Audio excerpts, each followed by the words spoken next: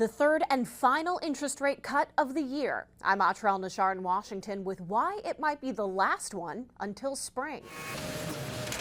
The cost of borrowing coming down just a bit more. The committee decided to lower the target range for the federal funds rate by a quarter percentage point to 4.25% to 4.5%. The Federal Reserve's rate cut comes even after a series of higher than expected inflation reports, robust retail sales in November, and a steady stream of data showing a strong jobs market. There's nothing compelling the Fed to cut interest rates at this point, but what they want is to get interest rates a little bit closer to that neutral level. Now that inflation has come down and is still just a little bit below the 3% mark, they don't want those high interest rates to derail what's otherwise a pretty strong economy. The Fed won't meet again until after President-elect Trump takes office. And since inflation has been so stubborn lately, they're not expected to make another rate cut at their next meeting.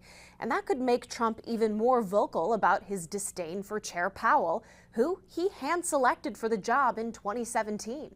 In 2019, Trump tweeted, "Who is our bigger enemy, Jay Powell or Chairman Xi?" Earlier this month, Trump said he has no plans to fire Powell. Powell said even if he was asked to resign, he'd refuse. What makes central banks around the world effective is their independence from political influence. For the private sector, political influence in their favor is exactly what many executives are looking for. A new survey from consulting firm Teneo asked 300 CEOs around the world what they expect from a second Trump administration. And 64% expect that potentially disruptive Trump administration policies like new tariffs and regulation cuts will ultimately help their businesses in 2025.